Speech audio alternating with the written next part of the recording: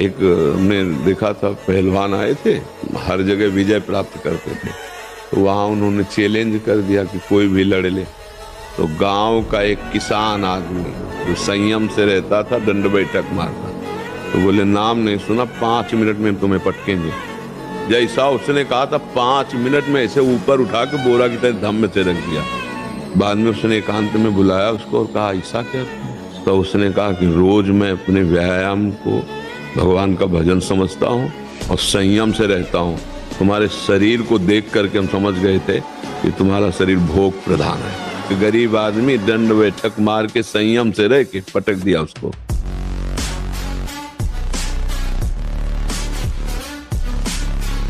तो आपकी स्मृति, आपका बल, आपकी चेतना जागृत रहेगी। बड़े से बड़ा दुख सहने की सामर्थ्य आती है ब्रह्मचर्य में। ब्रह्मचर्य अध्यात्म पावर पुष्ट, ब्रह्मचर्य संकल्प पावर पुष्ट, ब्रह्मचर्य सर्दी गर्मी बरसात पीड़ा इनको सहने की सामर्थ्य उसमें आती है। इसलिए हमारी प्रार्थना है कि अगर वास्तविक जीवन सही आनंद में जीना है तो ब्रह्मचर्य नाम जप।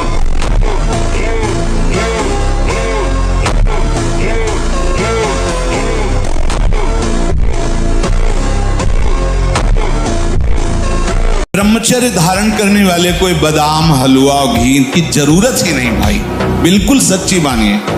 जैसे तप्त भूमि में पैर कैसे पड़ता है, ऐसी बिजली रहती ब्रह्मचारी के शरीर। बिजली नींद पर काबू पाने के लिए, शरीर पर शासन करने के लिए, मन पर शासन करने के लिए, दिव्य आनंद का अनुभव करने के लिए ब्रह्मचर्य नींव है, नींव। अभी आप छेड़ना मत।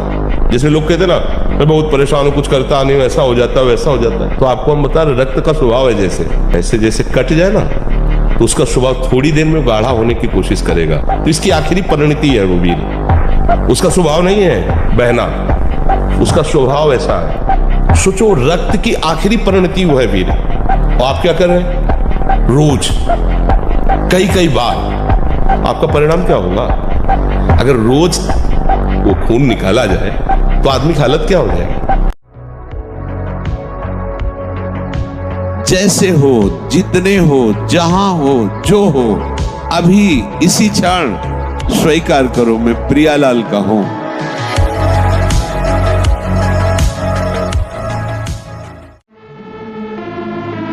जिस अवस्था में असंग रहकर विद्या का अध्ययन करना, स्वास्थ्य वर्धक चेष्टाएं करके स्वस्थ होना, समाज सेवक, देश सेवक, परिवार को सुख पहुंचाने वाला आचरण, अध्यात्म विद्या का ज्ञान, वहां छोटे से ही भोग वासना प्रवृत्ति की बढ़ोतरी, वो दोस्ती, विपरीत भावनाएं, व्यसन, समलो भाई, सबसे हाथ जोड़ के कह रहा हूं।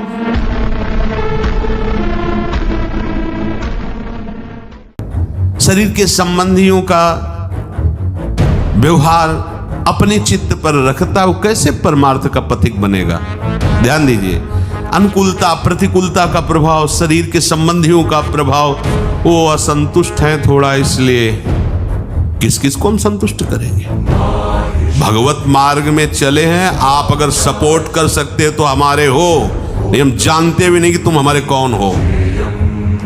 परमार्थ के पथिक होकर किसी की प्रसन्नता के लिए आप परमार्थ को छोड़े, प्रियालाल की आसक्ति को जो आप स्वीकार करने के लिए बढ़े, उनके नहीं, आप किसी का नहीं।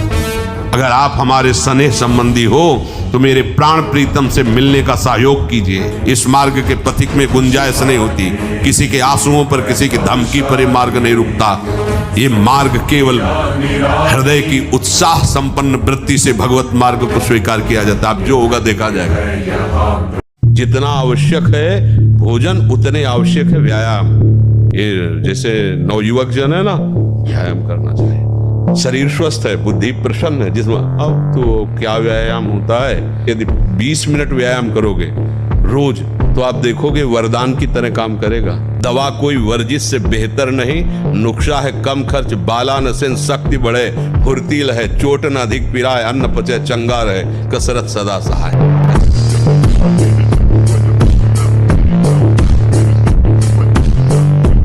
तमोगुण, रजोगुण का विकार, काम, क्रोध, लोभ, मोह, मत्सर, अभिमान, इन शत्रुओं को पराजित करने के लिए, आत्मानंद में स्वराज्य पर स्थित होने के लिए इंद्रियों का संयम, ब्रह्मचर्य अत्यंत आवश्यक है। ब्रह्मचर्य का विमल प्रताप प्रकट होता है, वीरवान बलवान होता है, विद्वान होता है, तपस्वी होता है। ब्रह्मचर्य में अलौकिक अमानुषिक शक्ति जागृत हो जाती है।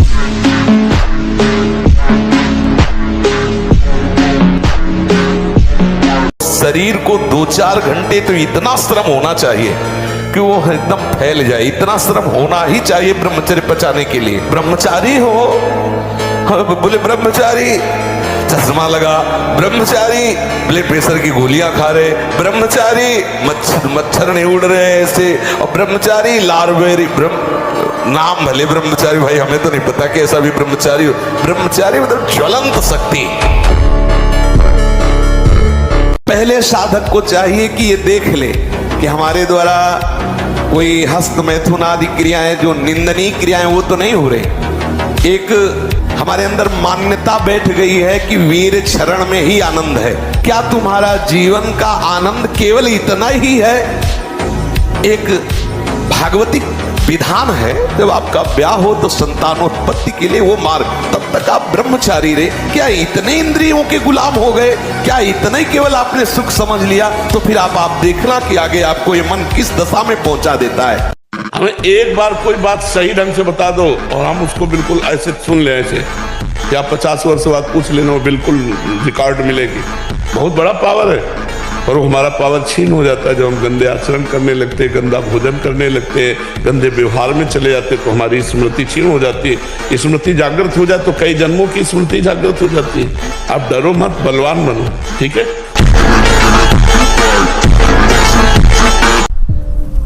जितनी भी क्रियाएं हैं प्रकृति के द्वारा स्वयं हो रही हैं, पर तुम दंड के अधिकारी बन रहे हो कर्ता होने के कारण। ध्यान दीजिएगा, बिना किसी कारण के तुम्हारी दुर्गति हो रही है और कोई उसका कारण नहीं, आप ही उसके कारण बन रहे हैं। मैं भोगता हूं, मैं करता हूं। आप कहां करता हो बताइए? आप कर नहीं रहे, केवल आप व्यर्थ में अपने को कर्ता मानकर फंस रहे हैं। जैसे क्या बाल्यावस्था आपके द्वारा की गई? शिशु अवस्था से बाल्यावस्था तक जो शरीर की यात्रा हुई कि इसमें कहां हो आप हमें बताओ कि हमने अमुक क्रिया की जिससे हम बाल्यावस्था को प्राप्त हो गए। यदि आपके वश में होता तो हर समय आप जवान रहते। बाल्यावस्था से यौवन अवस्था में गए, आपका क्या योगदान है इसमें? ना चाहते हुए यौवन अवस्था से वृद्धावस्था में जा रहे हैं, आपका क्या योगदान है इसमें? ना चाहते हुए भी वृद्धावस्था से मृत्यु अवस्था को प्राप्त हो रहे, क्या योगदान है इसमें? कहीं हो करता? हमारी बात मानो, 4 बजे उठ करके शौच स्नान करके यदि 20 मिनट व्यायाम करोगे रोज, तो आप देखोगे वरदान की तरह काम करेगा। दवा कोई वर्जिश से बेहतर नहीं, नुक्शा है कम खर्च, बाला नसेन शक्ति बढ़े, फुर्तील है, चोट न अधिक पिराए, अन्न पचे चंगा रहे, कसरत सदा सहाय। ऐसा थोड़ी।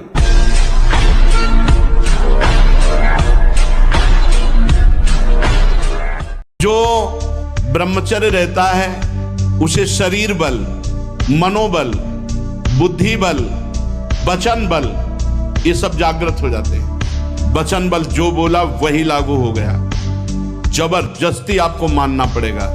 और मनोबल जो संकल्प किया अंदर वही बाहर क्रिया प्रारंभ हो गई, वही दिखाई देने लगा। देह बल, रात दिन मेहनत करो फिर भी थकान नहीं।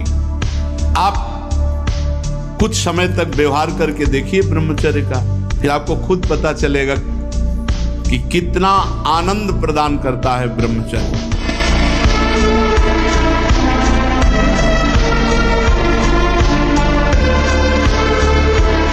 शरीर में सहने की सामर्थ्य ब्रह्मचर्य से आती। गर्मी, सर्दी, बरसात, मान अपमान, निंदा, स्तुति, ये ब्रह्मचर्य से सहने से। ब्रह्मचारी को सबसे पहले अपनी रसना पर नियंत्रण रखना आवश्यक है, जबान पर। जबान बिगड़ी सब बिगड़ा। गंदे आचरण वाले, जिनको पवित्रता का ज्ञान नहीं, जिनको केवल अर्थ पिशाच हैं, नाना प्रकार की अपवित्रताएं करके तुम्हें भोजन परोसते हो, गरम गरम तुम्हारे सामने आया, तुम अमृत समझ के खा रहे हो, तुम्हारी बुद्धि नहीं खराब हो जाएगी? अगर आप 5 वर्ष ब्रह्मचर्य रहे केवल इसलिए कि जो हमारी संतान हो वो बहुत देशभक्त, हरिभक्त, बलवान, विद्वान, ज्ञानवान हो, और आप नियम से दोनों भजन करो, और 5 वर्ष बाद गर्भाधान करके संतान उत्पत्ति के शास्त्र सिद्धांत में अगर वो महापुरुष न पैदा हो तो बताना। अब ये खान पान ठीक नहीं, आचरण ठीक नहीं, पवित्र नहीं हो, एक किसान भी खेती को सुरक्षित और तैयार करता है तो उसमें अच्छी फसल होती है। तुमने ब्रह्मचर्य को जाना ही नहीं, इधर उधर से हर तरह से भ्रष्ट आचरण, अब वो संतान कैसे हुई? हम देखा गोदी में चश्मा लगा, भगवान गोदी में है, शुगर है 500, अब बोलो इनको जवानी आएगी कभी? कल इन लोगों से बता रहे थे, देखो अभी सर्दी नहीं आई, श्री जी ने आप सबकी व्यवस्थाएं की। हम अपनी आपको बताते हैं, कभी कभी जब ज्यादा सर्दी होती तो पास के आश्रमों में जाते तो देखते थे सब अपने अपने कंबल लिए ओढ़े, कोई पूछता भी नहीं था कि पता नहीं कंबल उड़ा दे रात में लेके भाग जाए तो। ऐसी कांपते हुए शरीर ठंडी करती, फिर निश्चय किया ओढ़ना ही नहीं, हमें आश्रय ही नहीं लेना इसका।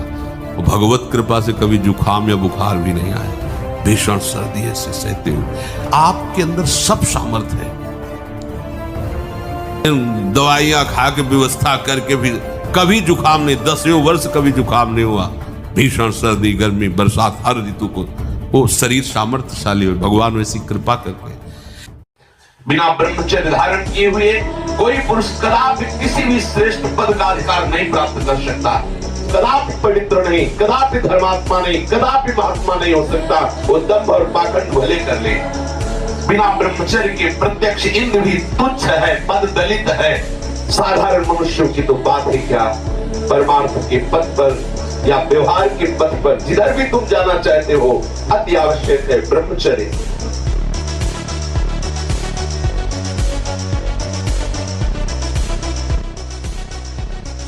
तो बांध लंगोटा बचा के इंद्री, कभी न देखा पर नारी। जो काछवाछ मन निश्चल राखे, धनी धनी जननी तेरी रे। नरसिंह मेहता जी कहते हैं कि हमें पूरे आजीवन ये नियम रखना है कि पराई माता बहनों की तरफ हमारी गंदी दृष्टि ना हो। कभी अगर दृष्टि भी गंदी हो जाए, मान लो चूक है, बड़े जन्मों से हम उसी में लगे हुए हैं, तो क्रिया नहीं होनी चाहिए। मन एक अंधा और बलवान व्यक्ति है, उसके स्वयं नेत्र नहीं है, उसको जिधर चलाया जाता है बड़ी मजबूती से पैर रखता है, जो पकड़ाया जाता है बड़ी मजबूती से पकड़ता है। उसकी गलती नहीं है, गलती आपकी है। आप जो जो पकड़ाते गए, जिधर चलाते गए उधर चला। अब आपको ही छोड़वाना है, क्योंकि उसकी पकड़ बड़ी मजबूत है, इसलिए अब आपको परेशानी पड़ेगी उसको मोड़ने में, उसकी पकड़ी हुई हर वस्तु को त्यागने में, उसकी मानी हुई मान्यता को त्यागने में। वो स्वयं में समर्थ ऐसा नहीं कि मुझे क्या करना है क्या नहीं करना ऐसा निर्णय कर सके, इसीलिए भगवान ने बुद्धि दी है। बुद्धि के द्वारा निर्णय करो। हमारे जीवन का लक्ष्य भगवत प्राप्ति है और उसके लिए हम सर्वस्व त्याग के लिए तैयार हैं। अब हमें अपने मन को मोड़ना है, प्रभु की तरफ मोड़ना है। नहीं, ब्रह्मचर्य में एक महान पावर है। ब्रह्मचर्य एक आध्यात्मिक शक्ति है, चाहे स्त्री हो चाहे पुरुष। आप ब्रह्मचर्य के देखो, आपको रोगों से लड़ने की सामर्थ्य, बौद्धिक स्तर आपका बहुत प्रवीण, और शरीर भले ऐसे हो, आपके अंदर आत्मबल, बहुत जोश, पावर है, पावर।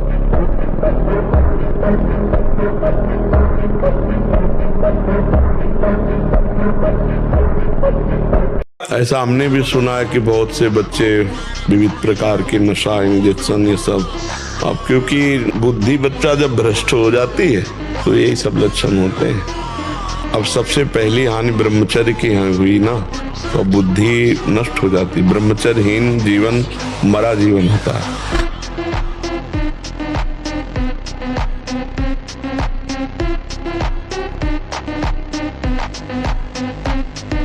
कि नौजवान लोग जो इस गंदी आदत में फंसे हैं, उसका सपोर्ट हो रहा है। ऐसी फिल्में दिखाई जा रही हैं जिससे सपोर्ट है कि नॉर्मल बात है, ऐसे डॉक्टर कह रहे हैं कि नॉर्मल बात है। ऐसे कैसे नॉर्मल है? जो जीवनी शक्ति है उसका सर्वनाश किया जा रहा है, नॉर्मल बात है?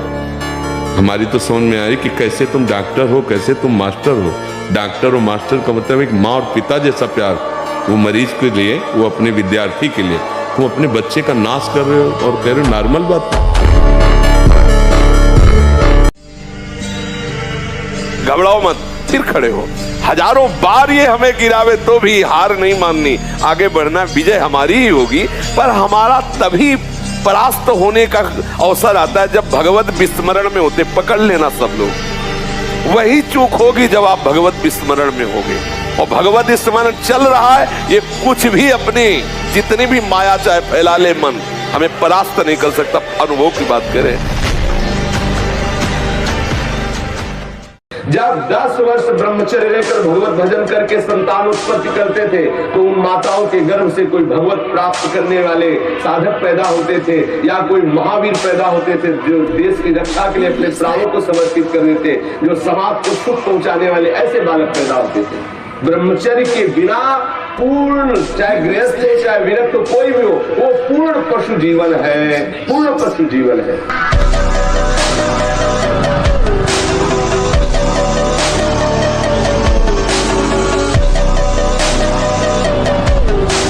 एक एक चेष्टा आपकी शास्त्र सम्मत होनी चाहिए, नहीं फेल हो जाओगे फिर कुछ नहीं हो। मुझे बल्ब की तरह हो, किसी काम के नहीं। हर समय ब्रह्मचर्य का संरक्षण कैसे हो ये तुम्हें सोचते रहना। ब्रह्मचारी हो चाहे लड़की हो, शरीर हो चाहे पुरुष शरीर हो, ब्रह्मचर्य परमार्थ की ऊंचाई पर चढ़ने के लिए एक आवश्यक वस्तु है।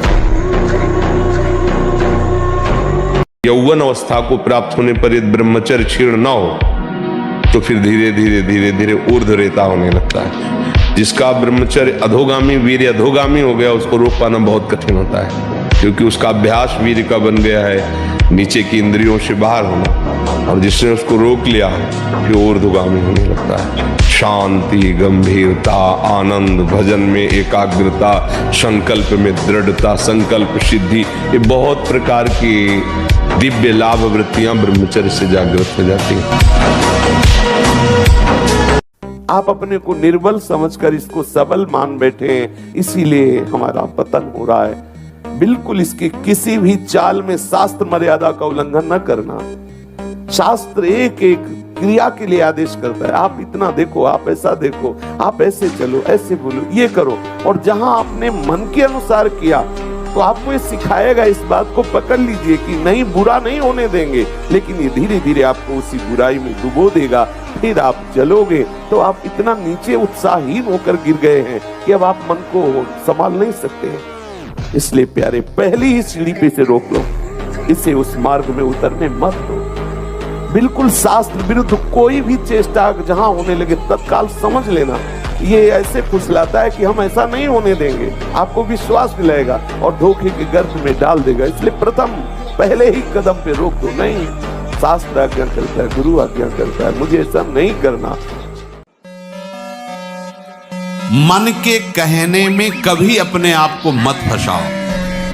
जब तक ये प्रभु की तरफ आपको प्रेरित ना करे तब तक इसको अपना दुश्मन मानकर इसका विरोध ही करते रहिएगा।